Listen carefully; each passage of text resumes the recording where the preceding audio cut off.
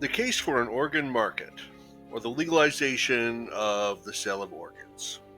All right, well, let's start off with a brief overview of the situation, which is right now there's about 100,000 people on waiting lists in the United States to get organs. 90,000 just need a kidney. I couldn't find some exact figures for worldwide statistics, except that there was 150,000 organ transplants last year, almost 50,000 in the United States alone, which is pretty interesting considering the relative populations. But the most important factor to me here, or interesting number to me here, is that 90,000 of the 100,000 people on the waiting list in the United States just need a kidney. So that's something that could very easily be solved by allowing kidneys to be purchased or by having an open market in kidneys. And there's actually some precedent for this. Iran has a kidney market. I know that usually we're not thinking, how can our society be more like Iran? But it seems to be working there. The kidney is one of those things that it's very safe to donate one. Everybody's got an extra one.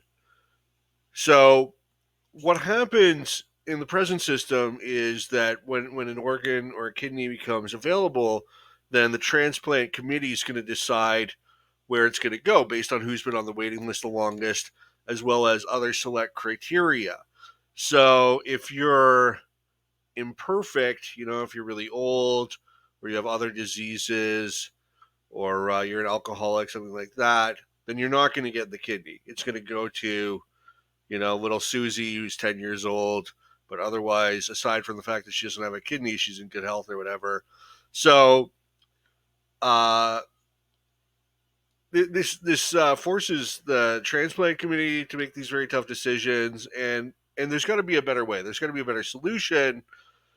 And the solution is simply allowing people to buy organs. So let's look at the benefits of an organ market or allowing compensation to organ donors. Okay, so it would eliminate the shortage of organs, presumably.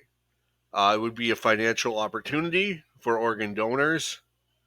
Um, and more donated organs would be good for everybody. Okay, so even if you can't afford to buy a kidney, then all those people that can not being on the waiting list is going to be good for the people who can't afford to buy one outright, because now there are so many fewer names on the list. It's going to save money on treatment. Dialysis is very expensive. Keeping people without a kidney alive is very expensive. So if they buy the kidney, they're good to go. A legal market would actually mean better oversight, right? Because there is a black market in organs right now, and it's very dangerous. It's not good condition. So if we legalize it, then everything's done above board by actual doctors, and the whole procedures are a lot safer.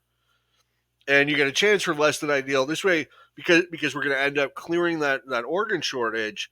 It'll be a chance for everybody to get a kidney, even if they're otherwise deemed unworthy by the medical establishment. So how dangerous is donating a kidney? Not very. Okay, here's some statistics. It does depend. Now, if you're doing this in third world conditions, if you're doing it, without a proper medical infrastructure, then the complications are going to be a lot worse, right? But you look at death, you're talking about 0.07%. So not very common. Only 2% had to be readmitted. 2% with sort of serious complications. So very, very, very safe. You're taking a much greater chance, crossing the road or whatever, doing a lot of things that could put you at more risk than donating a kidney. Okay, you're not convinced about Iran's renal market, although actually it works pretty good. But Australia and Singapore have also both experimented with providing cash reimbursements to kidney donors. In the case of Australia, you get like 30 weeks or something. It's just like 10 grand Same thing for Singapore, 5 grand, 10 grand.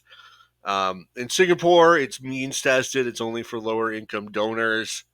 In Australia, I think it's everybody. But and I don't want to necessarily infer causation here, although it makes sense that this could definitely help. But Australia has nowhere near as the kidney shortages that Canada has, despite being a smaller nation, and they've been making steady progress in terms of they still have a bit of a kidney shortage, but it's very mild per capita. Okay, so here is just a list of some journal articles that support this position. There's a lot of people publishing in medical journals, in medical ethics journals that are advocating this position, saying steaks and kidneys, why markets in human body parts are morally imperative. It's a great title, by the way.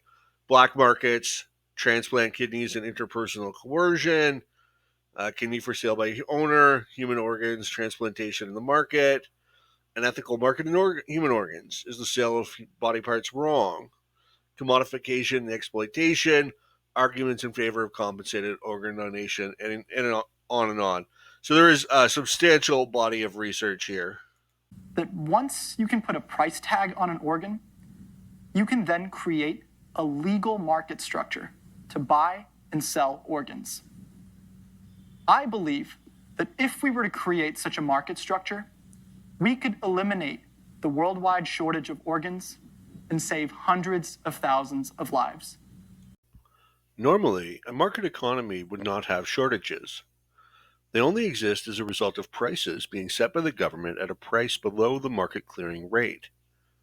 At this point, the quantity demanded exceeds the quantity supplied, and you get a shortage.